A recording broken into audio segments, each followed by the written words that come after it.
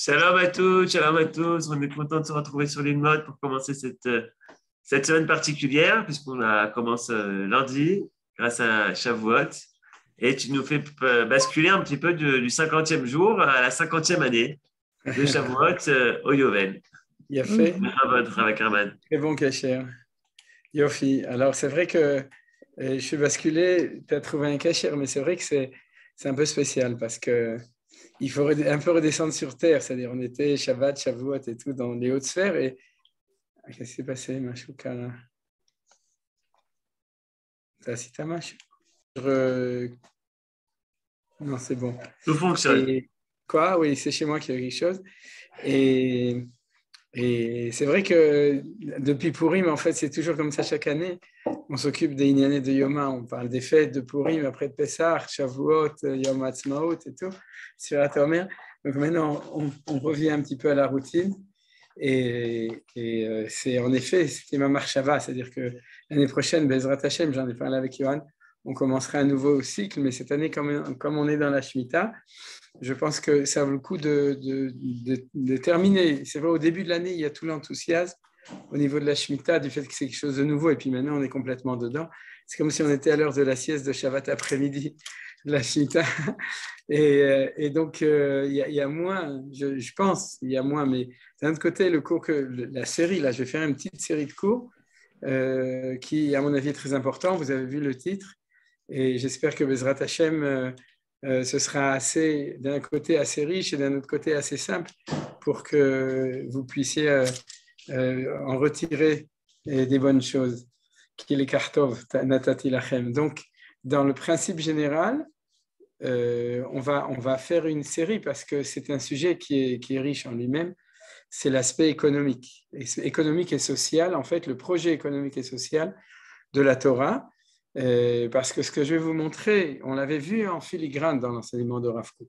C'est Rav Kook qui avait donné la grande idée quand on avait fait le Mavo du Rav Kook, c'est-à-dire qu'il avait expliqué que la Shemitah et le Yovel ne sont pas essentiellement des questions d'agriculture, mais sont des questions de la structure économique du peuple juif. Et Manitou aussi avait repris cette idée. Mais ce qu'on va faire maintenant, qui est à mon sens un petit peu exceptionnel, c'est-à-dire pour ça il faut avoir le temps de cours, c'est-à-dire le temps d'étudier les choses comme il faut. Ce qu'on a ici, c'est qu'on va rentrer dans quelque chose de beaucoup plus précis, de comprendre quel est le projet économique que la Torah propose. Et bien entendu, comme je vous l'ai dit, on commence par le Yovel, mais on va voir aussi d'autres mitzvot. Alors là, on va faire par stade. Le premier, c'est qu'on va reprendre les grands thèmes de la parasha de Behar, donc qui est la paracha qui s'occupe de la Shemitah du Yovel. On va voir d'autres choses. Et aussi les autres passages de la Torah qui sont liés avec le projet économique tel que je vous le présenterai après. Donc aujourd'hui, c'est la première chose qu'on va faire, c'est qu'en vitesse, on va reprendre tous ces thèmes. Et puis après ça, on va les approfondir, bien entendu par l'enseignement de Chachamim, mais encore d'autres Chidushim. Ce que je voulais préciser quand même, c'est que le cours que j'avais fait sur Parashat Behar de l'année dernière, celle de Tafshin Pei Aleph, aujourd'hui tout est enregistré. Je vois les gens souvent ils me disent qu'est-ce que tu as dit là, ou on a réécouté, etc. Donc j'avais traité fondamentalement, traité du même chidouche, on pourrait dire du même point que ce que je vais parler aujourd'hui. Mais d'un côté, premièrement, ça fait déjà 1 an. Deuxièmement, tout le monde n'y a pas assisté. Troisièmement, même ceux qui ont assisté, tout le monde ne s'en souvient pas, même moi. Donc, et puis, ça fait partie maintenant d'un développement. Donc, rien ne vous empêche d'écouter aussi le cours qui, en partie, je dirais à 40%, traitait du même sujet qu'aujourd'hui. Mais aujourd'hui, ce n'est pas un cours de Parashat Shavua, c'est un cours qui avait un certain projet de développement. On verra aujourd'hui une partie. Je pense que ça prendra au moins, ce sera un cycle au moins de 3 cours pour pouvoir développer, mais tout sera basé quand même sur cette idée centrale qu'on va développer aujourd'hui. Alors, maintenant que tout ça, ça a été dit, je peux ouvrir le texte et dire, comme d'habitude, les Elohim Nishmat, Michel Joar Malka et Gérald Sananes, auquel le cours du lundi est consacré, et aussi les Nishmat Keren Batioela, dont la Askara est la semaine prochaine, et aussi les Refoua Shlema chez Evelyne Sarabis. S'il y a des gens qui veulent rajouter, vous rajoutez. Bessader, d'accord. Alors, Ce que l'on va faire maintenant, c'est que, comme je vous ai dit, on va tout d'abord étudier la parasha de Béar en vitesse. Alors, ce qu'on va voir, c'est comme ça, la Shemitah. Alors, la Shemitah, on ne va pas la relire, parce qu'on en a parlé suffisamment, on la connaît. C'est, comme vous savez, le fait que tous les 7 ans, on doit donner le repos à la terre avec tous les détails.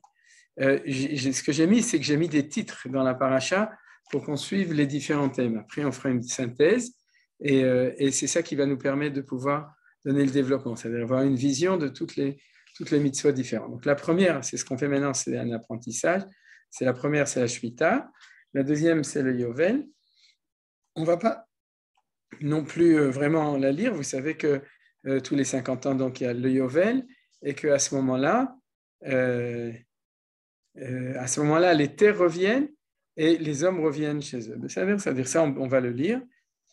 וכידשתם את שנת ה-50 שנה וקראתם דרור בארץ לכל יושביה, יובל תהיה לכם ושבתם איש אל אחוזתו ואיש אל משפחתו תשובו. C'est-à-dire que איש אל אחוזתו, c'est ceux qui ont vendu leur terre, איש אל משפחתו, c'est ceux qui ont été vendus eux-mêmes comme esclaves, comme évêques d'Ivry, et donc à la 50e année, tout le monde revient. Voilà, c'est-à-dire, il y a aussi le côté agricole que j'ai sauté. Bishnat Yovel Azot, Tashuvu Ishel Achuzato. Donc, c'est ce qu'on a vu, c'est-à-dire chacun revient chez lui. Après le Yovel, on a une nouvelle mitzvah qui s'appelle la Ona. Et si Dieu veut, le cours de la semaine prochaine, il sera consacré uniquement, c'est-à-dire dans la vision globale de ce qu'on étudie, il sera consacré à la question de la Ona. La Ona, c'est quoi? C'est la définition dans la Torah, c'est l'interdiction, en fait, en général, de faire comment on appelle ça, en tout cas, la Ona, on cherchait un autre mot, mais c'est de raconter des bobards. Voilà. La Ona, tricher, non? Tricher? Non, c'est pas tricher, parce qu'il y a tellement de mots qu'il faut être précis. Hein. C'est pas tricher. Peut-être aujourd'hui, tu penses en hébreu moderne. Quelqu'un, il y a une Ona, mais dans la halacha, la Onaa, c'est raconter des bobards. Je vais vous montrer pourquoi, mais dans le sens où, en fait, il y a deux dimensions. Il y a la Onat Dvarim, c'est-à-dire c'est quand tu tiens des paroles de Onaa, ça c'est raconter des bobards, et puis il y a la Onat Mamon, c'est-à-dire la Onaa au niveau juridique, Mamon c'est au niveau juridique, et c'est l'interdiction pour le vendeur de vendre au-dessus du prix et pour l'acheteur de l'acheter en dessous du prix, c'est-à-dire c'est tricher dans ce sens-là, c'est-à-dire de raconter à l'autre, parce que la Ona est symétrique, que ce soit l'acheteur ou le vendeur, de raconter à l'autre, ouais, ta voiture, elle vaut rien, alors que c'est une Rolls-Royce Shadows, Silver Shadows, modèle 1956. Il dit, ça vaut rien, ça va là. Truc, vends-la-moi pour 1000 shekels. Ça, c'est de la Ona de l'acheteur, et puis il y a la Ona du vendeur qui lui fait croire que c'est une Silver Shadow, alors que c'est une Skoda modèle 1968. C'est-à-dire, donc, ça ne vaut rien du tout. Donc, il y a Onat Mamon. La Onat Mamon, c'est vendre à un prix différent en faisant croire à l'acheteur ou au vendeur que c'est la valeur exacte et réussir à le faire. Maintenant, quelles sont les conséquences légales de ça? On en parlera, Bezrat Hashem, la semaine prochaine, un petit peu, parce que vous imaginez que c'est des sougiyot, c'est des sujets qui sont riches et complexes. Mais donc, aujourd'hui, je n'en parle pas, mais la définition exacte de Onat Mamon, c'est ce que je vous avais dit. Donc, on va le lire. Alors, étonnamment, pourquoi est-ce qu'il apparaît ici? Donc, vous comprenez le pshat. Bien entendu, c'est que chaque fois qu'il y a une vente qui est faite, ou un achat, d'ailleurs ça prouve que la Ona est des deux côtés, puisque le passouk a dit si tu vends ou si tu achètes. Donc on comprend bien que la Ona peut être du côté du vendeur ou du côté de l'acheteur. במספר שנים אחר יובל תקנה את עמיתך, במספר שתי טובות ימכר לך, לפי רוב השנים תרבה מקנתו, ולפי מאות השנים תמעיט מקנתו, כי מספר טובות הוא מוכר לך, ולא תונו איש את עמיתו, ויראת מאלוהיך, כי אני אדוני אלוהיכם. Donc, si vous demandiez pourquoi est-ce qu'on en parle ici, vous avez reçu la réponse avec le verset 15 et le verset 16. Regardez bien, parce que la Torah nous donne une injonction spéciale à propos du Yovel. À propos du Yovel, parce que lorsque tu vends une terre, tu vends la terre que jusqu'au Yovel. Et du coup, nous dit la Torah, fais attention, parce que comme tu le vends que jusqu'au Yovel et tu ne le vends pas l'itzmitut ad deternum, c'est-à-dire définitivement comme se font les ventes aujourd'hui, c'est-à-dire que quand on vend, maintenant on parle de vente immobilière, hein, c'est-à-dire qu'on va beaucoup utiliser ce mot, c'est-à-dire quand tu vends une maison ou un champ, aujourd'hui on le vend, c'est une vente immobilière, c'est une vente ad eternum, c'est-à-dire définitive, sinon ça ne s'appelle pas une vente, ça s'appelle une location, un prêt, etc. Ou mettre en comment ça s'appelle ça, chachira, je ne me souviens plus, il y a toutes sortes de... Un bail. Oui, un bail, par exemple. Oui, un bail, par exemple. Il y a toutes sortes de choses qui ne sont pas une vente. Mais une vente, c'est une vente. Et là, la Torah nous dit, fais attention, quand tu le vends que jusqu'au Yovel. Donc, d'abord, chaque année, ça change, mais tu ne vends que le nombre d'années. Ce que la Torah appelle Bemispar Shnetevot Imkorla, c'est-à-dire c'est le nombre de récoltes, vous comprenez? Et puisque c'est que jusqu'au Yovel, donc la Torah nous dit, fais attention à ne pas faire ona. Alors le pshat, a priori, c'est de ne pas le vendre selon une valeur définitive, mais que jusqu'au Yovel. C'est-à-dire, par exemple, imaginez-vous que vous le vendez à quelqu'un qui n'est pas au courant, c'est-à-dire, et tu le vends à la valeur Nadlan, donc du marché immobilier, et puis en fait, ce n'est pas vrai, parce que dans 45 ans, dans 49 ans, ça va te revenir à toi. Alors, a priori, c'est ça le pshat de ce que nous dit la Torah, et ça nous permet de comprendre que la Torah a pris cette occasion pour donner une loi qui est une loi universelle des achats et des ventes, qui est celui de l'interdiction de le vendre à une valeur qui n'est pas exacte, c'est-à-dire de le vendre trop cher ou de l'acheter pas assez cher. Et là vous comprenez le lien avec, et c'est pour ça que c'est ici. Donc le pshat, ce serait que il y a un sandwich, c'est-à-dire que le premier verset fait attention à ne pas faire de hona, le dernier verset 17 fait attention à ne pas faire de hona, et au milieu on te dit fais attention puisque tu ne vends que des années et tu ne vends pas définitivement tes biens immobiliers, parce que c'est valable, on verra, pour des champs, c'est-à-dire un immobilier qui est économique, c'est-à-dire agricole, ou bien pour un immobilier d'habitation aussi, c'est la même loi. Soit à des détails près, mais qu'on verra peut-être, mais en tout cas, c'est la même loi. C'est-à-dire chaque fois que tu vends, si tu vends une maison à la campagne, elle-même, même s'il n'y a pas de champ agricole, parce que les gens pensent que c'est uniquement l'agriculture, non. Si tu vends une maison à la campagne, eh bien, elle reviendra aussi à son propriétaire au bout de 50 ans, au moment du Yovel, du jubilé. Et donc, on aurait l'impression que le premier et le dernier Ona, c'est la même chose, c'est-à-dire Altonu et ici aussi Velotonu, mais les Chachamim, ils n'aiment pas ce genre de choses, c'est-à-dire s'il y a répétition, alors ils nous disent ici, la première, Rachidi, bon, on ne va pas lire tous les détails, mais il dit, voici le sens littéral du verset qui permettra de le comprendre dans son contexte. Il s'agit d'interdire toute ona, c'est-à-dire toute ona, donc tout cas où tu vends ou tu achètes trop cher ou pas cher. Et là, dans le verset 17, vous ne léserez pas un homme son semblable. Il s'agit ici de l'interdiction de la ona par les paroles. C'est ce que j'ai dit par des paroles, ona devarim. On ne doit pas irriter son prochain et lui faire une recommandation qui ne soit pas dans son intérêt, mais de celui du conseilleur. C'est-à-dire que la Ona'a, c'est chaque fois qu'il n'y a pas un côté financier des choses, mais que tu lui racontes des bobards, comme je vous ai dit, pour l'utiliser dans ton intérêt. Donc, vous voyez la ressemblance avec Ona'at Mamon, c'est la même chose, mais ce n'est pas dans un cas d'une transaction économique où tu as vendu quelque chose. C'est-à-dire, tu lui dis, est-ce que tu crois que ça vaut le coup de, je sais pas moi, de partir en vacances à tel endroit? Et tu lui dis oui, ça vaut le coup, alors que ça ne vaut pas le coup d'investir à la bourse ou de faire ce chidour ou n'importe quoi, ou d'étudier ça. Et tu sais que tu le conseilles pour ton intérêt et pas dans son intérêt. Peut-être objecteras-tu. Qui peut savoir si l'intention était mauvaise ou la précision? Tu auras la crainte de ton Dieu. Celui qui connaît les pensées, c'est lui. Toutes les fois qu'une entité du ressort exclusif du cœur et que seul a connu celui qui l'a conçu, il est précisé, tu auras la crainte de ton Dieu. Ça revient souvent dans le livre de Vaïkra, surtout dans Parashat Kedoshim, chaque fois il y a marqué Ve'yarata Elohecha, c'est que personne ne peut le savoir, ce que tu as dans ton cœur, que Dieu, donc il faut, pour être bien, il faut avoir Yirat Shamayim, sinon il n'y a personne qui peut contrôler les choses. Alors on continue, c'était une petite parenthèse.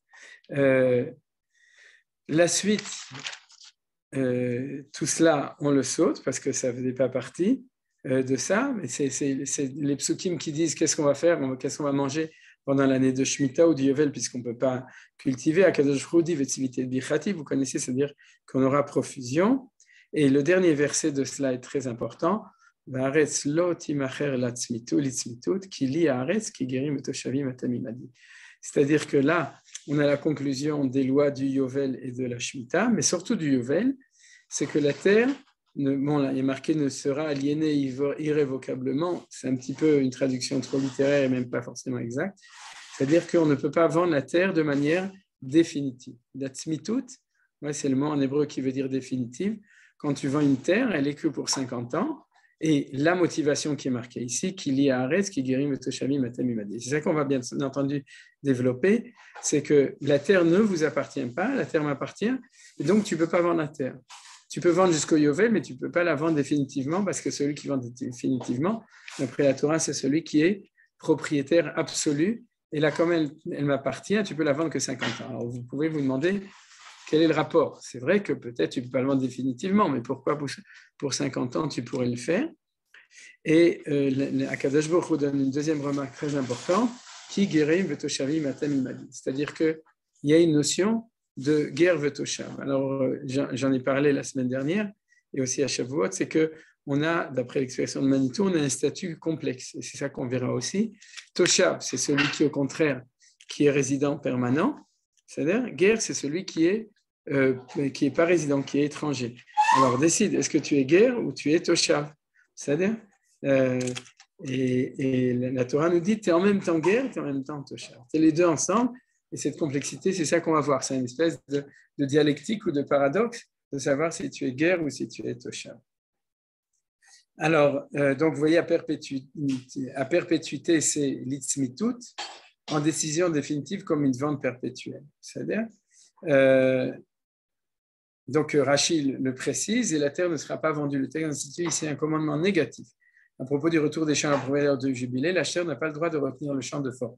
C'est-à-dire que non seulement c'est un fondement légal, qui a une implication légale active, pratique, c'est-à-dire c'est que si jamais quelqu'un ne rend pas la terre au moment du jubilé, il transgresse une interdiction, et ça permet aussi au Beth Din de l'exproprier contre sa force. C'est marqué dans la Gemara de Kiddushin que si jamais il refuse, eh bien le tribunal peut, en vertu de ça, puisque c'est un lot assez, il peut appliquer la loi et donc l'expropriété pour le rendre à son propriétaire d'origine. Ou alors ce passage qu'on l'étudiera aussi de manière plus approfondie, mais le principe général, c'est que, on va le voir dans la suite, c'est que non seulement quand tu le vends jusqu'au Yovel, c'est-à-dire tu le vends maximum 49 ans, mais même quand tu le vends pour 49 ans, tu dois savoir que si la personne qui l'a vendu, ou même un proche parent, comme l'histoire de Ruth à Moavia avec Boaz, il y a un proche parent qui est en mesure de racheter la terre ou de racheter l'esclave, puisqu'on va voir l'esclave hébreu, eh bien, tu ne pourras pas t'opposer à ça. C'est-à-dire que si une personne vient et dit « Ah, mais moi, j'avais acheté pour 49 ans, il n'y a que 10 ans qui sont passés, j'aime bien cette terre, c'est-à-dire je me suis habitué, j'ai même investi dedans, etc., ou bien cette maison », eh bien, le propriétaire d'origine ou un proche parent de lui peut imposer un rachat, et c'est ce qu'on appelle ici la Geoula Titnu Naaretz, comme dit Rashi, y compris les maisons et le serviteur hébreu. C'est-à-dire que cette notion de Geoula est valable autant pour quelqu'un qui est vendu, lui, jusqu'au Yovel, que pour une terre qui est vendue jusqu'au Yovel. Et j'ai fait allusion directement à ce qu'on a lu dans Megillat Ruth. Pour ceux qui ont lu la Megillat Ruth, vous vous souvenez qu'au 4e chapitre, lorsqu'il y a la discussion entre Boaz et Ploni Almoni, celui qui ne voulait pas Bassof l'acheter, c'est-à-dire que en fait, il ne parle pas d'acheter, il parlait de Geoula. Et ils vont au Bedin et il dit, est-ce que tu veux être Goël? Parce que tu es le Goël le plus proche à mesure où tu es un plus proche parent que moi, qui Goël ata. C'est-à-dire que il dit Boaz, bien que moi je suis Goël, et il dit à Noémie dans le 3e chapitre, à Ruth dans le 3e chapitre, il y a un Goël qui est plus proche que moi, donc selon les lois, au dodo, au ben dodo. Hein, c'est-à-dire que d'abord on va au dodo et ensuite au ben dodo. C'est pour ça que je vous ai dit on étudie Ruth dans la nuit de Shavuot, parce qu'on va au dodo. Et donc, à ce moment-là, c'était l'autre qui était d'abord, et on parle de Géoula. Et quand ils font l'achat, alors, Vzot, les Fanim Israël, à la Géoula, va la Tmoura, Shalaf Ishna Alo, c'est-à-dire que l'achat s'est fait, non pas comme achat, mais Zot, le Fanim Israël, ainsi que se faisait à l'époque à la Géoula, la Géoula. Donc, on est complètement dans ce verset-là, c'est-à-dire que Boaz a racheté les champs, et la seule question intéressante, c'est que comment ça se fait qu'avec le champ, il récupérait aussi Ruth en même temps. C'est-à-dire, ça c'est le sujet de la Megillah, mais en tout cas, il a racheté les champs de Machlon, Kilion et de Elimelech, c'est-à-dire toute la famille de Naomi, c'est les champs de Naomi qu'elle avait hérité, dont elle avait hérité de son mari et de ses enfants. Voilà. Alors ça, c'est la Géoula qui est encore un point. Vas-y, Annette. Je voudrais vous poser une question. Oui, bien sûr. Je voudrais vous poser la question. Vous comptez 50 ans du moment où vous achetez? Non, on compte 50 ans absolus, tous les 50 ans. C'est un cycle fixe. C'est-à-dire, déjà, on en avait parlé. Aujourd'hui, on ne connaît pas forcément l'année du Yovel, puisque le Yovel n'est pas Noël au niveau de la halacha. Il n'y a aucune loi du Yovel qui est appliquée. Mais malgré tout, c'est comme ça. C'est-à-dire que, imagine-toi que l'année prochaine, ça va être l'année du jubilé. Et si c'est l'année prochaine, puisque c'est toujours 7 Shmitot, comme le conte de l'Homer et Shavuot, après ça, on aura encore de nouveau 7 Shmitot et la 50e année, un nouveau Yovel. C'est-à-dire, c'est comme ça que ça se passe. Sarah, j'ai répondu à ta question? J'espère. Écoutez-moi, on n'entend pas bien. Compte du moment officiel, on compte du moment officiel du Yovel. On ne compte pas au moment où moi je l'ai acheté, c'était hier. Alors je l'ai perdu tout de suite. On compte au moment officiel du Yovel et quelqu'un qui l'a acheté un an avant, il a qu'un an. Mais ce n'est pas tout à fait vrai parce que dans les terres, la vente doit être d'au moins 2 ans. Alors tu me diras, alors, qu'est-ce qui se passe s'il reste plus moins de 2 ans avant le Yovel? Je ne me souviens plus de la halakha. Mais c'est valable au niveau de la Géoula, c'est-à-dire si tu l'as vendu ta terre et que tu veux la racheter ou un proche parent, comme on vient de dire, il est obligé de la laisser dans les mains du propriétaire qui puisse en profiter au moins pendant 2 ans. Ah, on continue. La vente du bien immobilier, donc c'est ce qu'on a vu ici, on l'étudie. Puisque on a parlé du Yovel qui est la fin, mais maintenant, et aussi du fait de la Ona, de faire attention à vendre en fonction du temps qui reste jusqu'au Yovel. Et maintenant, on rentre dans les détails.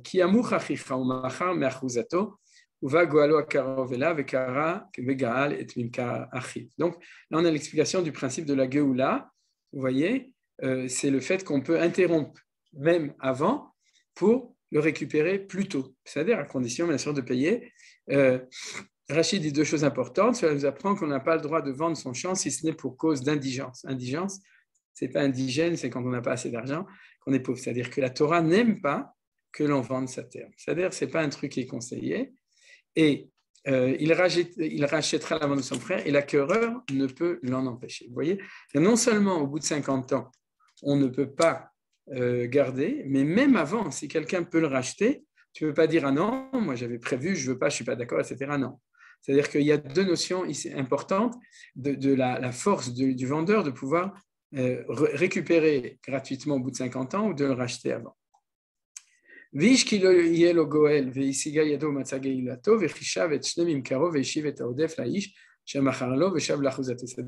ou bien il a trouvé quelqu'un qui le rachète pour lui de ses proches parents, ou lui-même il a réussi à trouver un prêt, où il a gagné de l'argent, je ne sais pas, il a hérité, et à ce moment-là, il peut le racheter aussi. Mais on dit Vechishav Veshivet Odef, c'est-à-dire qu'il faut Vechishav et Shnemim Karo, Subutra, c'est faire le compte en fait. C'est-à-dire quoi? Rachid, il dit qu'on ne peut pas acheter la moitié, c'est-à-dire si te reste de quoi acheter pour 10 ans, il reste 20 ans et tu as de quoi acheter 10 ans, tu dois attendre encore 10 ans, ou bien sinon tu dois chercher encore de l'argent.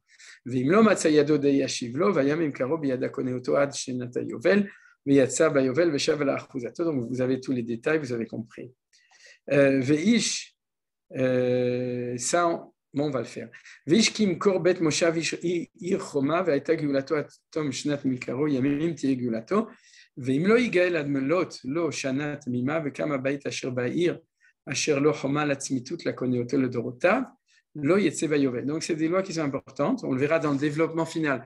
Aujourd'hui, j'espère que vous comprenez qu'on pose des jalons. Donc, il faudra que vous intégriez, mais ce n'est pas difficile, c'est de la Torah, et puis vous la connaissez en général.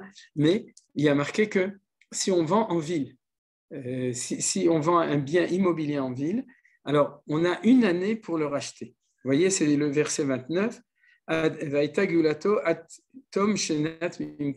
C'est-à-dire, si tu as vendu un bien en ville, pendant un an, tu peux le racheter. C'est-à-dire, si tu as regretté, tu as un an pour changer d'avis. Et si jamais tu ne l'as pas racheté, ad melot lo shanat mima, à ce moment-là, l'achat est absolu, la tzmitut. Vous voyez, tzmitut, c'est exactement le même mot qu'on a vu tout à l'heure. Va'aretz lo timacher li tzmitut ki li haaretz. Donc, on a ici une exception. Oui. Si le vendeur, non, l'acheteur, je n'ai pas compris, celui qui a acheté ne veut pas revendre au bout d'un an, il veut garder son bien.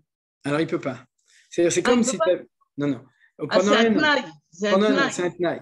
Derech Hagav, aujourd'hui, c'est pas mal. Imagine-toi que quand tu vends ta maison, tu as un an pour changer d'avis. Ça veut dire que l'acheteur, il doit faire attention à ne pas trop faire des chipoutsim pendant un an, c'est tout. Mais en tout cas, Alpidin Torah, tu as quand même un an pour changer d'avis. On s'imagine bien qu'une maison, ce n'est pas comme aujourd'hui. C'est ta maison, c'est ta famille, c'est là où ta tribu a toujours habité. Ce n'est pas aujourd'hui comme aujourd'hui où on change on déménage plus facilement parce qu'on n'a pas cette attache à l'endroit traditionnel de notre tribu, de notre endroit, etc. Donc, mais on en parlera un peu plus. Donc, on dit que contrairement à la terre, quand c'est dans une ville, et c'est des villes irchoma, c'est-à-dire que ce n'est pas n'importe quelle ville, c'est des villes qui ont un statut de ville officielle. Donc, on ne va pas rentrer dans les détails parce que comment ça se passerait aujourd'hui, j'en parlerai de manière plus tard. Mais en tout cas, là, il y a la notion de nadlan, c'est-à-dire d'immobilier tel qu'on la connaît aujourd'hui. C'est-à-dire que quand tu vends un bien immobilier définitivement, et donc la valeur du bien sera la valeur de son bien tel qu'on le connaît aujourd'hui dans l'immobilier, c'est-à-dire tu vends définitivement. C'est-à-dire, ça c'est la chose, lo yetze bayov. C'est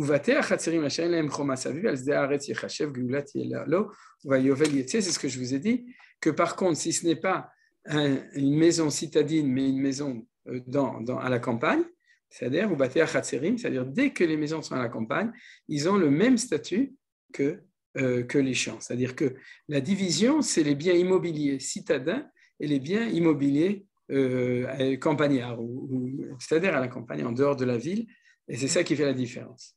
Bon, la ville des Lévi'im, on ne va pas le lire, mais vous comprenez très bien que dans la mesure où les Lévi'im n'ont rien d'autre que des villes, ils n'ont pas de champs, donc ils ont le statut dans leur ville du retour au Yovel, parce que c'est tout ce qu'ils ont. Donc, une ville de Lévi'im n'a pas la loi citadine, elle a la loi, au contraire, campagnarde, bien que c'est une ville. Voilà, ça c'est logique d'ailleurs, et la Torah devait le préciser.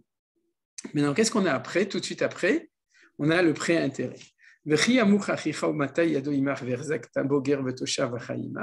Quelqu'un qui devient pauvre,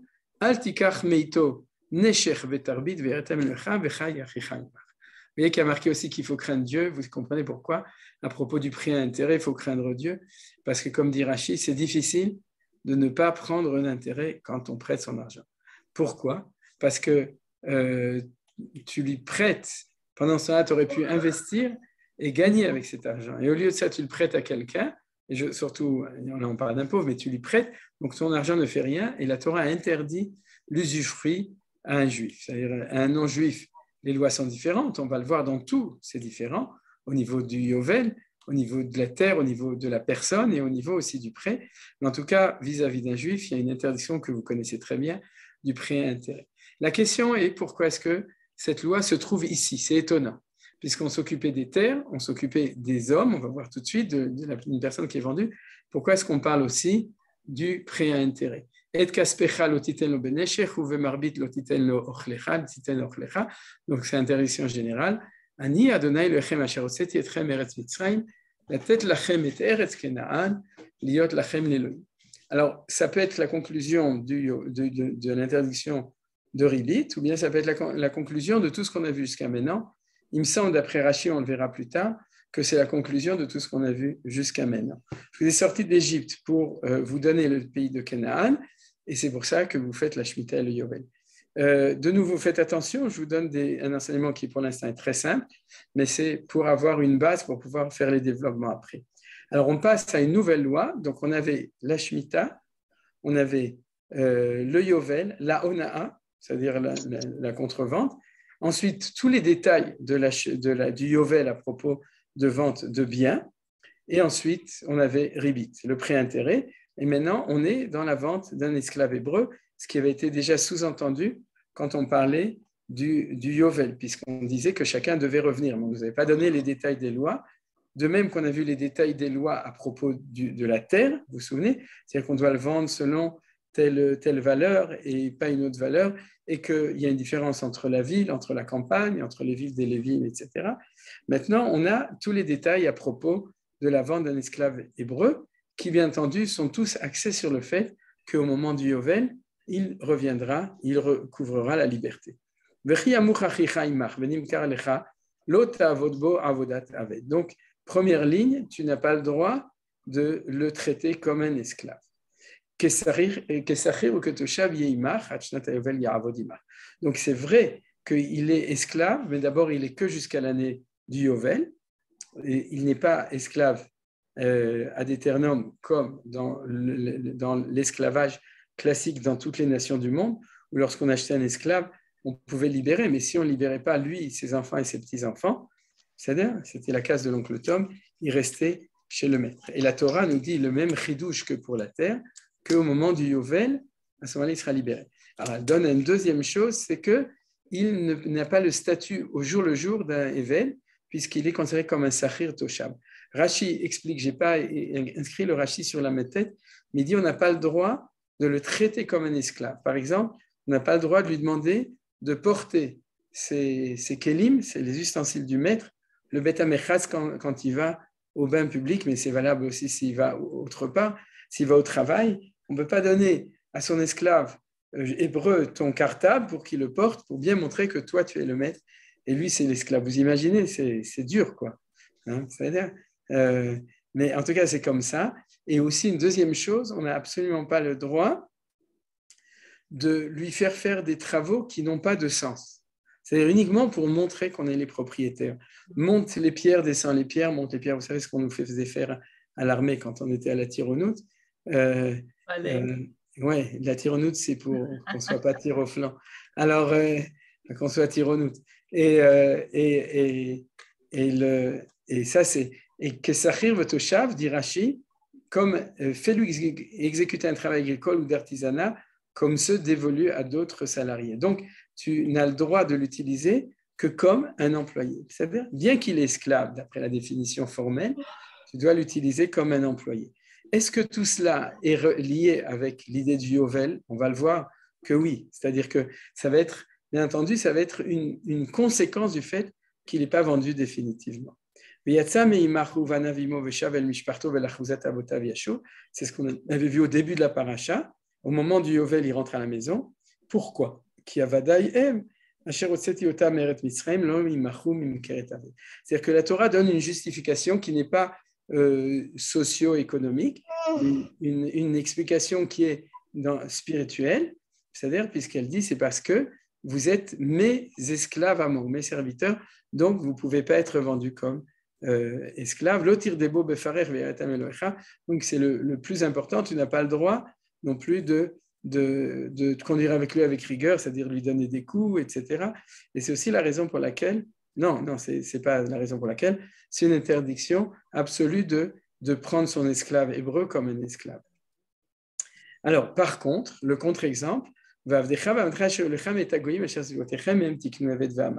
dit Rashi, si tu dis ça, alors aujourd'hui on a la machine à laver, on a le four, on a tout ce qu'il faut, donc on n'a pas besoin d'esclaves. Mais dans le temps, ce n'était pas comme ça, on avait besoin de Fatma.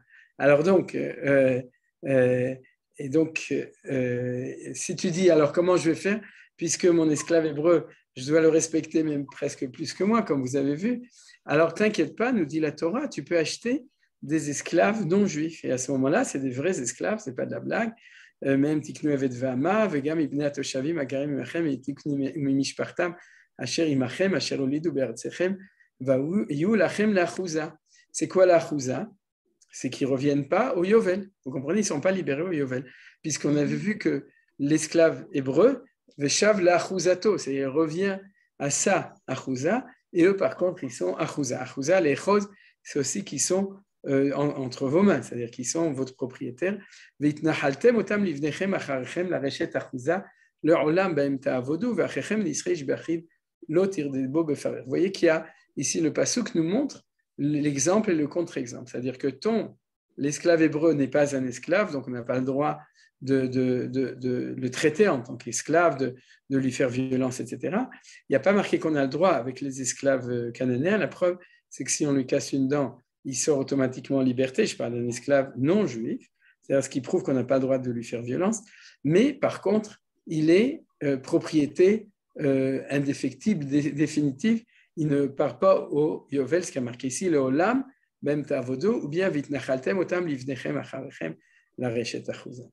Alors là, on a encore un détail qui est important, puisqu'on étudie tout, c'est le cas de la vente d'un juif à un non-juif. Alors on a vu deux cas, juif à juif, Eved Ivri, c'est-à-dire non-juif à juif, Eved Kenaani, et maintenant, juif à non-juif. C'est-à-dire que si jamais il y a en Israël un Chaver Knesset de Ram qui est assez riche pour acheter un esclave et il préfère acheter un esclave hébreu, c'est-à-dire, donc, quelle est la loi? Alors, on pourrait se dire, comment tu peux dire quelle est la loi? Ce n'est pas toi qui décides puisque vraiment il achète. Non, parce qu'on parle en Israël. On parle d'un cas où la loi du pays est la loi hébraïque. C'est-à-dire que l'État ou le tribunal peut venir contrôler ce qui se passe lorsqu'un non-juif a acheté un esclave hébreu. Et dans ce cas-là, donc, on peut légiférer sur ce cas-là aussi.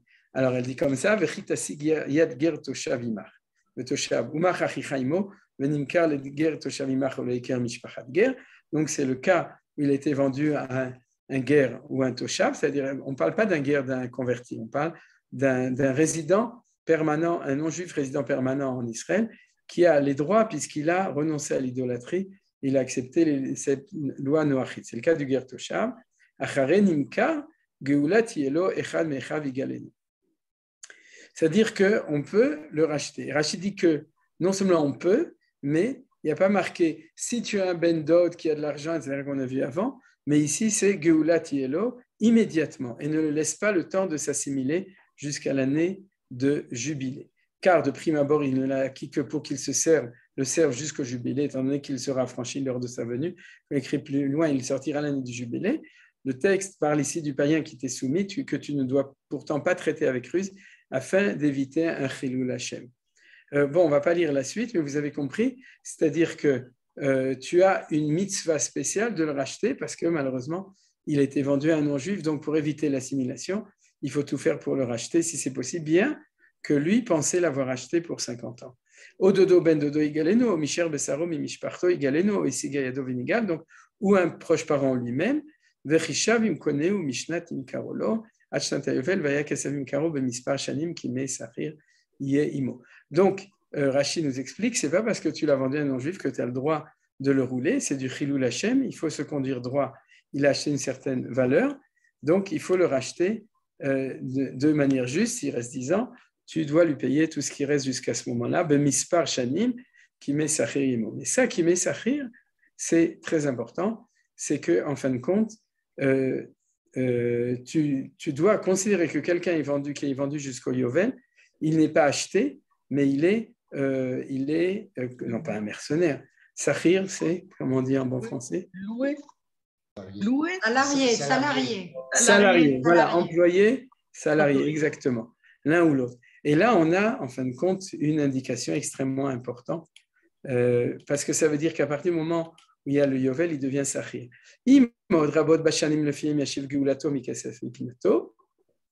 Vehi me'ad nishar bashanim ad shnat yovel v'chishav lo kefi shana yashiv et geulato ki sechir shana beshana yemo lo irdenu beferech le'necha. Donc ça c'est quelque chose d'autre, mais a priori la Torah les met ensemble. Mais là il y a de nouveau un étonnement, c'est que la Torah elle nous a répété plein de fois qu'il fallait faire le compte de cette manière. On a compris le principe. D'accord? Vous avez vu, la fois d'avant, on l'avait dit une première fois, une deuxième fois, une troisième fois. Et vous voyez, on a fini la paracha.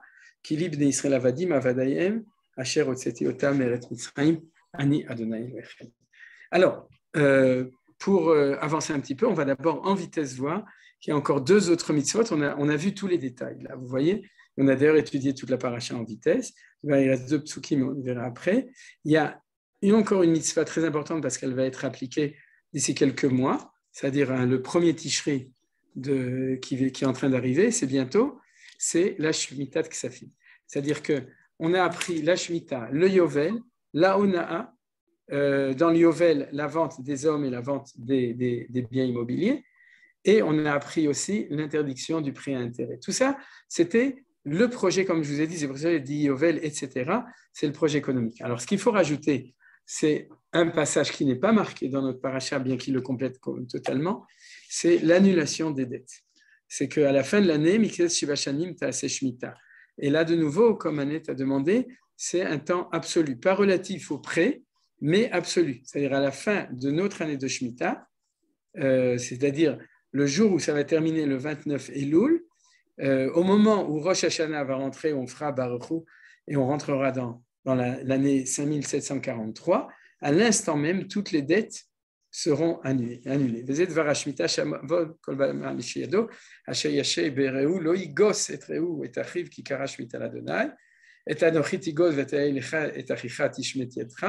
Donc cette Shemitah, c'est que tu dois renoncer, un renoncement, là c'est un sens de Shemitah, à récupérer tes dettes d'un juif. De nouveau, il y a une différence, il y a deux vitesses, il y a celle du non-juif et celle du juif. Efes ki lo yebechavion ki varech yevarechecha Adonai bares asher Adonai lecha noten lecha nachal al rishta. C'est-à-dire si tu dis mais alors si je prête et qu'il ne me le rend pas jusqu'à la fin de la Shemitah, il ne me le rendra plus jamais, alors je vais faire faillite. Et la Torah nous dit ne t'inquiète pas. Rak im shamua tishma bekol Adonai lecha lishma laset kol mitzvah azot asher anochi metzavecha ki Adonai lecha berachecha kasher diber lach ve'avateta goyim rabim ve'ata lo ta'avot u'mashalta begoyim rabim uvecha lo yimsholu. Ensuite, on saute deux versets. Ishamer lecha pen yeh davar im levavcha beli'a lemor car vashnata shevashnata shmita v'rainecha be'achicha evion v'lo titen lo v'kara alecha l'Adonai v'chachet. C'est-à-dire que l'autre, il veut t'emprunter maintenant. Tu lui dis, t'es pas un petit peu fada? C'est-à-dire, dans 3 mois, ça va être annulé. Tu veux que je te prête 100 000 shekels, tu ne vas pas me les rendre, donc je ne prête pas. Naton titenlo, et la Torah dit Naton titenlo, donne-lui, velo iral vavcha bititenlo, ki biglal adavar hazeh yivarechecha adonai lecha, vechol maasecha ou vechol mishlach yadetcha. Ne t'inquiète pas, si tu lui prêtes, même si tu ne le rends pas, le bon Dieu te le rendra. C'est-à-dire, il y a une garantie ici, et tu récupéreras ce que tu auras prêté même en plus. Kilo yerda levion, mikerev haaretz. Alken anochi metzavecha lemor patoach tiftach et yadecha leachicha leaniecha levienecha be'artzecha. Il y aura toujours des pauvres. Donc, tu seras toujours obligé. Tu ne peux pas dire moi, je ne donne pas aux pauvres parce qu'ils ne peuvent pas me rendre à la Shemitah. Non, je t'interdis de récupérer, bien que je ne suis pas sûr qu'ils vont te le rendre. Voilà.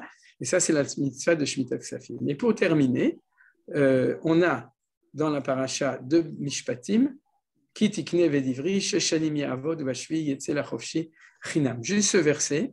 Pourquoi ce verset? Parce que ce verset, il nous dit que, je suis revenu en arrière, ce verset, qu'est-ce qu'il nous dit? Il nous dit que lorsque quelqu'un est vendu comme esclave, dans la paracha de Béar, la station de retour, c'était ou bien qu'il y a quelqu'un qui le rachète, la Géoula, ou bien sinon le jubilé. C'est-à-dire, eh bien, la Torah nous dit non, il est aussi libéré au bout de 7 ans. Vous le savez. C'est-à-dire que quand tu vends quelqu'un, alors comment est-ce qu'il peut attendre jusqu'au jubilé? De deux choses l'une, ou bien si les 7 ans terminent avant le jubilé et il sort aux 7 ans. Si le jubilé termine avant les 7 ans, il sort au moment du jubilé, du Yovel. C'est-à-dire les deux stations sont possibles.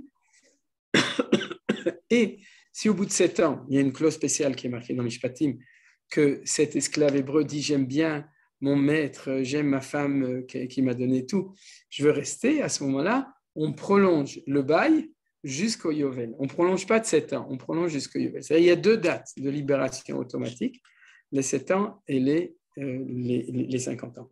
Alors pour résumer tout ça, on a en fin de compte dans le Sal Aklita de toutes les lois, donc le panier avec toutes les lois qu'on a étudiées aujourd'hui, qui vont être notre mix, qui vont nous permettre d'étudier, je résume.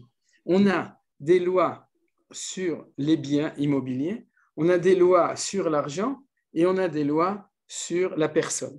Les lois sur les biens immobiliers, c'est la Shemitah et le Yovel. La Shemitah n'étant pas tellement importante parce que c'est uniquement le fait que pendant 1 an, tu t'arrêtes et qu'en effet, tout est efker, c'est-à-dire tout le monde peut l'utiliser, le prendre, mais ce n'est quand même pas un changement économique absolu. Mais il y a une Shemitah et on a le Yovel qui est, comme on le voit, le principe du Yovel, c'est le principe le plus important. C'est-à-dire c'est à partir du Yovel qu'on va tout comprendre. C'est-à-dire c'est le Yovel qui fixe pratiquement tout et on l'a dans les terres.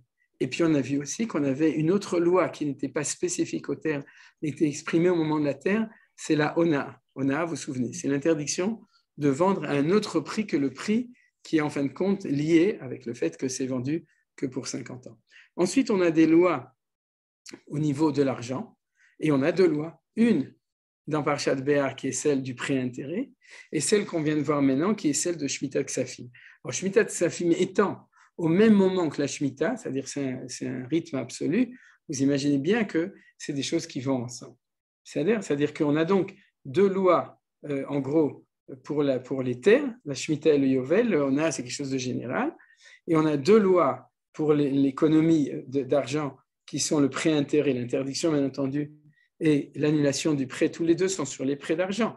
C'est-à-dire dans la notion du prêt, tu ne peux pas prendre un intérêt sur ton prêt, et pire que ça, si on arrive jusqu'à la Shemitah, la fin de la Shemitah, tu ne peux même plus récupérer ton argent. Et la 3e loi qu'on a, c'est la loi sur la personne, c'est le principe du Evet, qui a aussi 2 lois, celle du fait que tu te vends comme esclave pour 7 ans et que tu te vends pour esclave pour 50 ans. Je ne sais pas si vous avez remarqué, mais à part le fait que Ribit, ce n'est pas lié avec le Yovel, mais on a une loi de Yovel, une loi de Shemitah sur les terres, une loi de Yovel, une loi de Shemitah sur l'homme, puisqu'il y a un rythme de 7 ans et un rythme de 50 ans, et une loi de Shemitah pour l'argent. Il n'y a pas de loi de Yovel, à la place, il y a Ribit. Mais vous avez vu la structure générale de ce qu'on a étudié jusqu'à maintenant. Voilà, très bien. Et à partir de cela, on peut comprendre qu'on est devant, je crois que je peux fermer le truc, si j'ai besoin, je l'ouvrirai de nouveau, comme ça nous permet de s'entrevoir. Ce qu'on peut voir maintenant avec ça, c'est qu'on est en présence, et le Yovel étant le point commun de tout. C'est-à-dire, bon, c'est vrai que dans le Shemitah Ksafim, c'est la Shemitah, mais la Shemitah, ça fait partie de ce cycle de Yovel, etc. Mais en gros, on a un principe fondamental qui est le Yovel, qui régit toute l'économie, puisqu'il régit l'économie des biens, et surtout immobilier, et on va voir aussi immobilier, on le verra surtout la semaine prochaine. Il régit l'économie des finances, la finance, c'est-à-dire que l'argent, et il régit le statut des personnes, ce qui est dans la Torah, le principe d'être vendu comme esclave. C'est-à-dire, mais on verra que c'est quelque chose qui est beaucoup plus fondamental que la question uniquement, il y a de l'esclavage ou il n'y a pas d'esclavage. C'est-à-dire c'est le statut de l'homme, le statut de la terre et le statut de l'économie et des finances. Tout ça, ça se trouve dedans, et c'est ça, ce mix qu'on a vu aujourd'hui qui va être le point de départ de toute notre analyse. Alors, je vais en vitesse poser pas mal de questions. Je suis désolé pour les gens qui rentreront la semaine prochaine et qui n'étaient pas aujourd'hui, mais parce que en fait, c'est un cours un petit peu de base, fondamental, pour pouvoir aussi suivre la suite. Et je vais essayer de donner quelques idées déjà de démarrage de la suite. Alors, les questions, vous êtes invités même vous-même si vous voulez poser d'autres questions. Mais une première question, c'est pourquoi la Torah a tellement insisté sur le calcul vous avez vu, c'est-à-dire fais attention, selon le nombre de shmitot et jusqu'au yovel, tu vas donner. C'est-à-dire, tu peux l'expliquer une fois, mais c'est comme si on parlait un petit peu au jardin d'enfants. C'est-à-dire, on a compris le principe. Selon le nombre d'années, si vous reprenez les psukim, faites attention que ça doit être jusqu'au yovel. Selon le nombre d'années, tu vas augmenter. Selon le nombre d'années, tu vas diminuer. C'est-à-dire que ça semble a priori extrêmement trivial. Donc, la Torah insiste beaucoup. Et vous verrez que je vais donner, Bezrat Hashem, une réponse plus approfondie dessus. Vous avez compris la question. La deuxième question, qui est la question un petit peu la plus fondamentale qu'on va étudier et que je n'ai pas demandé au début, c'est que est-ce que le projet de la Torah est un projet utopique ou un projet réel? Est-ce qu'on peut imaginer qu'un jour, le peuple juif, même comme modèle pour le monde entier, proposera le nouveau modèle socio-économique qui sera accepté sûrement par les goïms aussi, bien que c'est une loi pour nous, mais qui les empêche, eux, dans leur société, de faire du copy-paste, au moins pour les parties qui pensent qu'ils sont pertinents. Et c'est à supposer que c'est comme ça que ça va se passer. Mais la première question, c'est, qui va nous intéresser dans les cours suivants, c'est comment est-ce qu'on peut le traduire dans des concepts le plus possible, le plus proche d'une réalité possible des choses. C'est-à-dire ça demande un développement pour pouvoir l'expliquer. Et ensuite, des questions qui sont plus des questions de détail. Premièrement, au niveau de la structure, pourquoi est-ce que l'histoire du pré-intérêt, elle se trouve complètement au milieu, vous avez remarqué, de toutes ces lois du Yovel, qui sont des lois de la personne ou les lois de la terre. Et tout d'un coup, au milieu, on a une petite loi du pré-intérêt qui ne semble pas être à sa place. Peut-être c'est étonnant à cet endroit-là. Maintenant, j'ai une deuxième question, c'est que, et c'était la question de Annette tout à l'heure, c'est que la Shemitah de la terre et la Shemitah des prés, c'est un cycle absolu. C'est-à-dire que c'est tous les 7 ans dans le cycle de Yovel. Le Yovel, c'est un cycle absolument absolu. C'est-à-dire que c'est quelque chose, c'était la question d'Annette ou la remarque d'Annette, c'est que c'est absolument absolu. Par contre, la vente de l'esclave a un cycle de 7 ans qui est relatif à lui-même. On aurait tout à pu imaginer que quand quelqu'un est vendu en esclave, par exemple la 4e année du cycle de la Shemitah, il sera libéré la 7e année, comme les prés et comme la Shemitah de la terre. Or non, quand on vend un esclave, il a son cycle de 7 ans, mais c'est un cycle personnel. Vous voyez, c'est-à-dire, c'était la remarque de Annette. Est-ce que c'est relatif à l'acte de vente spécifique ou est-ce que la date est absolue? Et on voit qu'une fois c'est comme ça, c'est-à-dire en général c'est absolu, c'est la 7e année et la 50e année, c'est-à-dire sauf pour le cas de l'esclave hébreu où sa 7e année c'est par rapport à sa date de vente. Alors, il faudra de la patience parce que ça c'est pas une question à laquelle je vais répondre. Et le prix aussi est en rapport avec le nombre d'années jusque pour l'esclave? Non, puisque c'est toujours 7 ans. Non, c'est 7 ans. Ouais. D'accord. Justement. Sauf que, bien entendu, tu ne peux pas l'acheter à déternant, puisqu'il est. Mais ça, on le sait. C'est-à-dire. Et pourquoi est-ce que dans les prés, il n'y a pas de Yovel? Il n'y a que 7 ans, vous vous souvenez? C'est-à-dire, dans le pré. Et en plus, dans les prés, il y a un phénomène inversé. C'est que dans la Shemitah de Ksafim, de même que dans le pré-intérêt, ce qu'on appelle le ribit, c'est-à-dire, dans les deux cas, l'idée qui se trouve, c'est qu'on va laisser dans les mains du propriétaire, de l'emprunteur. Vous vous souvenez? C'est-à-dire, moi qui n'avais pas d'argent, je suis allé chez Rothschild et je lui ai demandé de me prêter 1000 shekels. Et la Shemitah, c'est que ça va rester chez moi. Alors que le Yovel, c'est que ça va revenir au propriétaire d'origine. Vous voyez qu'il y a une dissymétrie entre ces deux choses-là, a priori, qui posent question. On aurait dû s'imaginer le contraire. C'est que quoi qu'il arrive, quand tu prêtes de l'argent, tu vas le récupérer au moment du Yovel. C'est-à-dire, au moment du Yovel, la terre et la personne reviennent chez lui. Et dans l'argent, c'est exactement le contraire. Donc, vous voyez qu'il y a ici des différences, en tout cas au niveau structurel, qui sont à étudier. Alors, maintenant, je vais rentrer dans le développement des choses. Il ne me reste plus que 3 minutes. Et donc, malheureusement, j'avais prévu beaucoup de choses. Ce sera pour la semaine prochaine. La première chose, je vais vous donner deux points de réflexion fondamentaux. Le premier, c'est qu'on a toujours l'étonnement, c'est impossible de construire une société avec ces lois.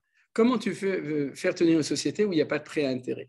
Comment tu peux faire tenir une société où au bout de 7 ans, les prêts vont être annulés. Comment tu peux faire vivre une société où bon, aujourd'hui, l'esclave, non, mais il récupérera ou ton champ, etc.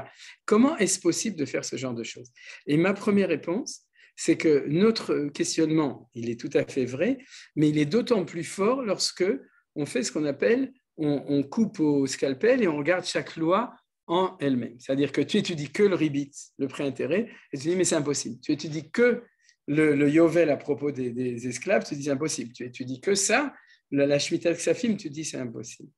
Et qu'il faut supposer que le système, que la Torah propose un système global et qu'à ce moment-là, on arrivera à un système qui est cohérent. C'est-à-dire, et donc, ça nous permettra, et c'est le principe du développement d'aujourd'hui, de mieux comprendre la cohérence justement du système quand on accepte qu'il y a une globalité. C'est pour ça qu'on a pris aujourd'hui tellement de temps à voir la globalité du système. Vous êtes d'accord? Bien entendu, il y a d'autres lois économiques, mais comme la Torah les a mises ensemble ici, dans Parashat Béar, sauf ceux qui sont liés directement, mais qui sont mis autre part, donc Shemitah Ksafim et Vedivri, puisque Vedivri c'est complètement lié avec ici, mais les autres sont ici, donc on suppose que c'est ça le système. La deuxième chose, et c'est le point essentiel qui va être développé à partir de maintenant, c'est le principe du feedback. C'est quoi le principe du feedback? C'est que on est souvent étonné, et ça je vais vous donner une notion un petit peu aujourd'hui économique des choses, c'est que on se dit, on va prendre comme exemple l'histoire de Shemitah Ksafim, du prêt et de l'annulation des prêts à la fin de la 7e année. La personne va dire, mais c'est impossible. Je lui ai prêté en me disant qu'il allait me le rendre, et puis les dieux sont tombés sur la tête, tout est tombé sur la tête, je me suis fait avoir parce qu'il a attendu l'année de Shemitah, et du coup, il ne me l'a pas rendu. Alors, cette conception est erronée. Pourquoi elle est erronée? C'est très facile à comprendre. Parce que le principe du feedback est comme ça. C'est que le système économique va s'équilibrer à partir du moment où la personne qui prête et la personne qui emprunte, c'est déjà au moment où il prête qu'il va y avoir Shemitah Ksafim. Je vous donne un exemple.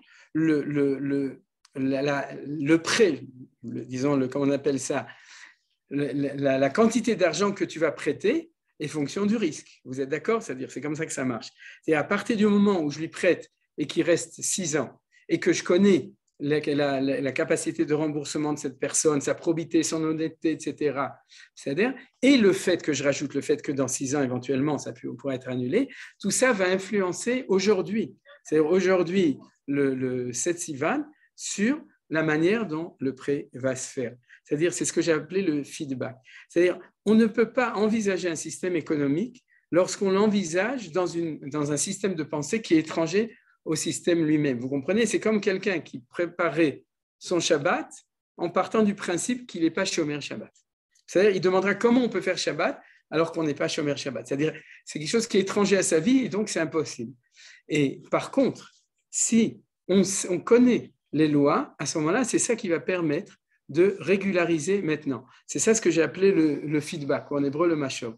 C'est-à-dire que la connaissance de ce qui va se passer dans le futur, parce que c'est une loi qui est déjà fixée maintenant, qui est connue, cette connaissance de cette loi et cette expérience de cette loi, elle va faire que naturellement, l'économie va s'équilibrer en fonction de ça. Je vais donner une remarque économique. C'est le système économique qui s'appelle la microéconomie, micro-calcala en hébreu. J'imagine qu'une partie de vous le connaissent. C'est un principe qui dit que si tu laisses l'économie complètement libre, les tendances, les volontés de chacun à gagner le plus possible et à donner le moins possible vont faire que chacun va se débrouiller. C'est le système, en gros, la philosophie du système capitaliste ou libéral de l'économie. Et celui qui l'a inventé, il parle d'une yad ne'elama, d'une main invisible qui fait que, en fin de compte, le système va s'équilibrer. C'est-à-dire les prix vont être fixés parce que chacun sait que s'il augmente trop, il ne va pas vendre, s'il baisse trop, il ne va pas gagner. Donc, le système, avec, au niveau, si vous voulez, du grand nombre, des probabilités, etc., vont faire que le système va s'équilibrer. Tout ça, ça veut dire qu'en connaissance d'une certaine chose, tu laisses et le système s'équilibre. Eh bien, c'est la même chose. Là, ce n'est pas la micro-calcala, et là, j'ai appelé ça la zmano-calcala, au nom du zman. C'est-à-dire la connaissance de rythme de temps qui vont être la 7e année ou bien la 50e année vont faire que l'économie au présent va s'équilibrer en fonction d'une connaissance. Or, l'étonnement de celui qui étudie la Torah, c'est qu'il réfléchit dans des catégories où il n'y a pas de Yovel. Et il dit, s'il n'y a pas de Yovel, comment l'économie peut se débrouiller avec un Yovel? Mais ce que je lui réponds, crée un modèle, mets-le dans l'ordinateur avec toutes ces données et en rentrant, et tu verras que le système va trouver son équilibre. C'est-à-dire qu'on va trouver comment est-ce que le système, et c'est ça qu'on va développer à partir de maintenant, c'est-à-dire la connaissance du système et surtout du futur au niveau, puisque c'est un futur, le Yovel à la Shemitah, c'est un temps qui est à venir, va faire qu'au présent, le système économique global va s'équilibrer au niveau de l'offre, de la demande, de l'achat, de la fixation des prix, etc., parce que c'est ça qui va le fixer. Et ça, c'est le principe général que je voulais dire. Donc, je vais terminer avec 2 remarques essentielles dessus. La première, c'est que ça répond à la question de Pshat que j'ai demandé. Pourquoi la Torah insiste tellement sur le fait de dire tu dois calculer en fonction du nombre d'années? Parce que maintenant, j'ai fini avec la Shemitah et je parle du Yovel. C'est-à-dire tu n'oublies pas que tu dois calculer en fonction du nombre d'années. La fausse lecture, c'est la lecture de l'homme moderne qui, pour lui, l'alternative, c'est ou vente définitive, ce qu'on appelle le Nadlan, ce qu'on connaît aujourd'hui, c'est-à-dire le système économique, ou bien le système de la Torah. Et il dit comme ça, la Torah te dit, fais attention à ne pas vendre définitivement. Et c'est ça la Ona, c'est-à-dire tu vas lui vendre pour 1 million ou 2 millions un appartement de shkalim, pas de dollars, 1 million de shkalim, et il va l'acheter, et puis au bout de 25 ans, il va se rendre compte qu'il s'est fait avoir parce qu'il y avait l'Yovel. La Torah ne parle pas de ça, parce qu'elle ne parle pas des imbéciles. Elle ne parle pas des gens qui ne savent pas qu'il y a le Yovel, puisqu'on vit dans une société où le Yovel existe, vous comprenez? Donc la Torah, elle parle d'autre chose. Pourquoi elle insiste tellement dessus? C'est parce qu'elle te donne une information fondamentale. Elle te dit, fais attention à construire ton économie au présent selon une donnée future dans 45 ans, dans 49 ans, dans 50 ans. Vous comprenez? C'est-à-dire c'est le deadline du Yovel qui n'est pas là pour fixer une loi du Yovel, il est là pour fixer les lois de l'économie au présent. Et c'est ça qu'elle veut nous dire quand elle insiste de Mispar Shanim, Achar Yovel, Ada Yovel, Tarbe Miknato, Tamit Miknato. Elle n'insiste pas sur le fait qu'il y aura le Yovel, ça on le sait maintenant. Elle insiste sur le fait que tu vas construire ton économie aujourd'hui en fonction d'un élément nouveau qui est complètement dans le futur. Et ça veut dire quoi? Ça veut dire qu'on est dans une économie de marché qui va être fondamentalement différente, puisque le fait qu'il n'y a pas de vente définitive fait que les prix des choses ne sont pas fixés en fonction d'une valeur de quelque chose de définitif, mais en fonction de quelque chose de fondamentalement différent. C'est quelque chose qui est jusqu'au Yovel. Alors ça, je vais le dire, c'est-à-dire que, mais on le développera la semaine prochaine, c'est que, en fin de compte, ce n'est pas un problème quantitatif. Ce n'est pas qu'au lieu de 2 millions, ça va être 1 million, parce que 50 récoltes, c'est, je ne sais pas moi, c'est 50 000 shekels multiplié par 50, je n'ai pas fait le calcul. Imaginez-vous, alors ça fait 1 million. Ce n'est pas du tout ça la question. La question, c'est de savoir quel système économique. Et la Torah insiste beaucoup dessus. Qu'est-ce qu'elle veut nous dire? C'est que si jamais tu ne peux pas vendre définitivement, tu ne vends pas la terre et tu vas vendre les récoltes. Vous avez compris la différence? Mispar tevuot ou mocherlach. C'est-à-dire qu'en fin de compte, une vente définitive, c'est une vente de la terre et une vente sur un certain nombre d'années. Et là, on ne parle pas pourquoi 50 ans, parce que ça pourrait être 100 ans ou 25 ans, etc. Mais le fait que c'est limité absolu à un certain temps, ensuite il y a le secret du Yovel qu'on a déjà étudié, et on en parlera peut-être un petit peu, on en a parlé souvent, pourquoi c'est 50 ans, mais le fait d'arrêter à 50 ans crée une nouvelle économie. C'est quoi l'économie? C'est que je n'achète pas l'objet de la terre, j'achète les récoltes qui sont sur la terre. Or, les récoltes ne sont pas l'objet, ce sont le fruit de la terre. C'est-à-dire, au Todava, exactement la même chose à propos d'un esclave. Si jamais l'esclave est vendu définitivement, ça veut dire que tu as acheté la personne. Et si jamais l'esclave se sort automatiquement ou au bout de 7 ans ou au bout de 50 ans, c'est que tu n'as pas acheté la personne, tu as acheté son travail. Et c'est ce qu'on avait vu, Kesachir Ketoshav. Vous vous souvenez? On croyait que c'était une autre loi. C'était une loi du respect de la personne. Pas du tout. C'est une loi qui est inhérente au fait que le futur va m'imposer une relation contractuelle actuelle avec la personne elle-même. Son prix va être le prix de son travail et non pas le prix de sa personne. Et le prix de son travail, c'est qu'il n'est plus esclave, il devient sahir que toshav. Et la même chose, le prix de la terre ne va pas être le prix de la terre, mais le prix des tevuot et des récoltes, c'est la même chose. Et c'est ça que la Torah nous a dit. Alors vous avez compris pourquoi je vous ai dit que c'est le principe du feedback. C'est-à-dire l'essentiel, c'est presque plus le yovel, c'est comment est-ce que l'économie va s'organiser pendant 49 ans ou 50 ans en fonction d'une nouvelle donnée que la Torah nous a dit qu'à un certain moment, il y aura le yovel. Et c'est pour ça que c'est ça qui crée l'incompréhension a priori, puisqu'on n'a aucune expérience de ça. Comme on n'a pas d'expérience d'un système économique global comme celui-là, alors on réfléchit au système de la Torah dans des catégories de l'économie actuelle, de l'économie moderne dans laquelle il y a une vente de biens immobiliers et il y avait jusqu'à l'abolition de l'esclavage une vente de personnes qui était une vente définitive, absolue, qu'on appelle la tzmitout. C'est-à-dire, et c'est à partir du moment où cela disparaît, alors le présent, toutes les informations comme ça, elles changent complètement. Alors je suis obligé de m'arrêter parce qu'il est déjà 19h09 et je vais terminer avec une notion très importante, c'est cette idée que c'est le futur qui va fixer le présent, au-delà des concerns économiques, c'est une idée messianique. Ça veut dire quoi? Ça veut dire que, je l'avais expliqué déjà une fois ou deux fois, ça s'appelle le sol, le secret de Maaseh Merkava. Mais aujourd'hui, maintenant, je ne vais pas l'expliquer. C'est le fait que notre condition n'est pas fixée selon les causes historiques, mais selon le futur, la finalité des choses. Si mon économie n'est pas fixée en fonction de mon arrière, mais de mon futur, c'est-à-dire c'est le Yovel qui va fixer comment est-ce qu'au présent je fixe l'économie, ça fait partie des secrets de la Torah.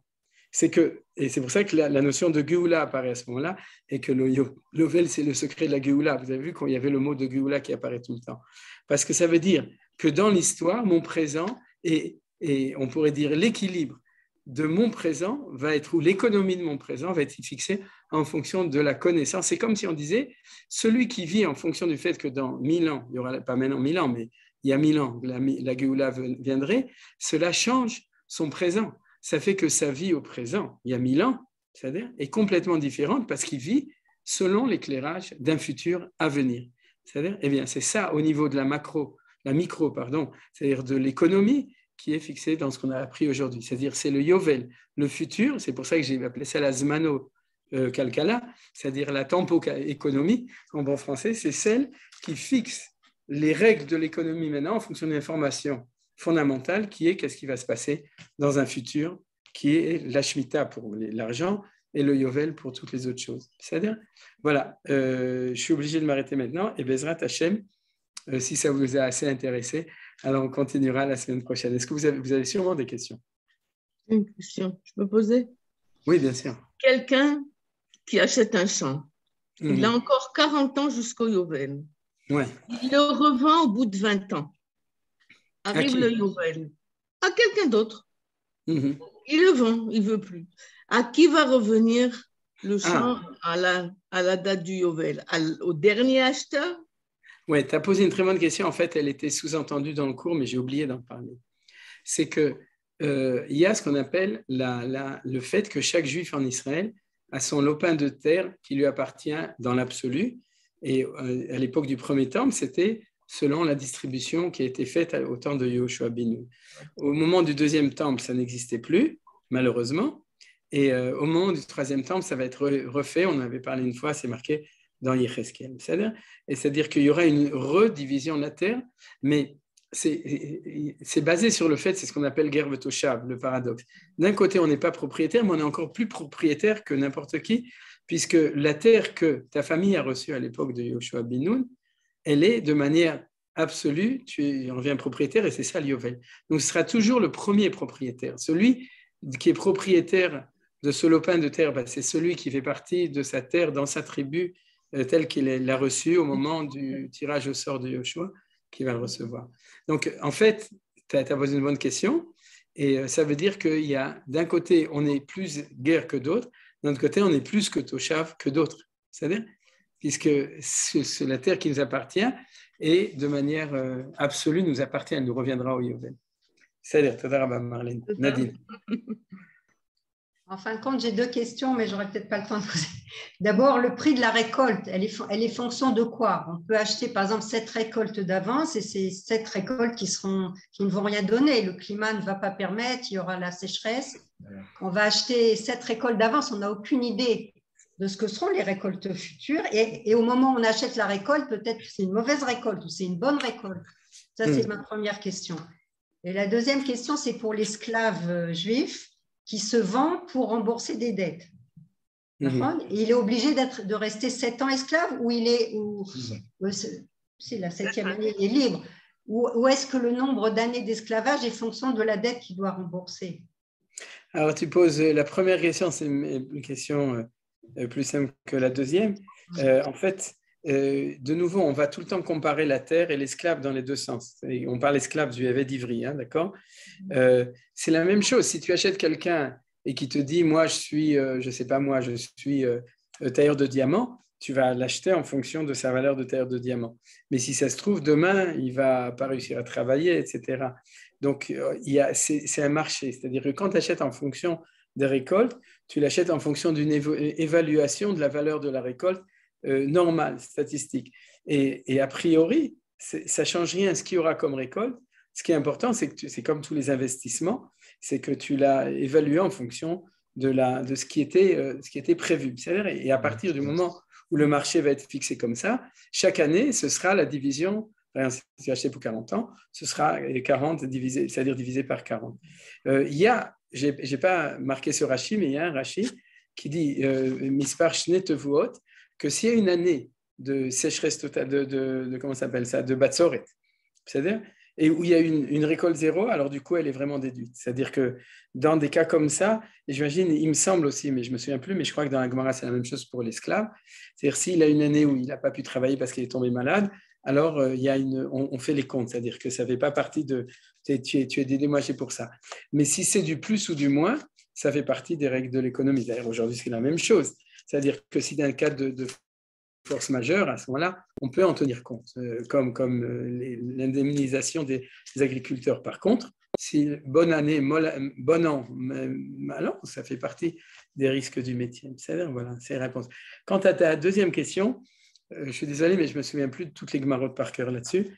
Mais disons que dans le principe général al-Pipchat, c'est toujours 7 ans. C'est-à-dire, ça pose des problèmes parce qu'il ça pose des problèmes de non-équivalence entre la valeur du remboursement qu'il doit, et c'est pour ça que le Beddin le vend, et la valeur à laquelle il sera vendu, puisqu'il est toujours vendu pour 7 ans. Et ça, c'est une souguia, mais je ne me souviens plus de la réponse. Ça, ce n'est pas très juste. Ça, c'est pas très juste. Parce que quelqu'un qui doit énormément d'argent au bout de 7 ans, il se libère, et celui qui doit très peu, il fait ses 7 ans. Oui, alors la Gemara, elle en parle, mais malheureusement, je ne me souviens plus de la réponse. C'est-à-dire, elle se confronte à toi.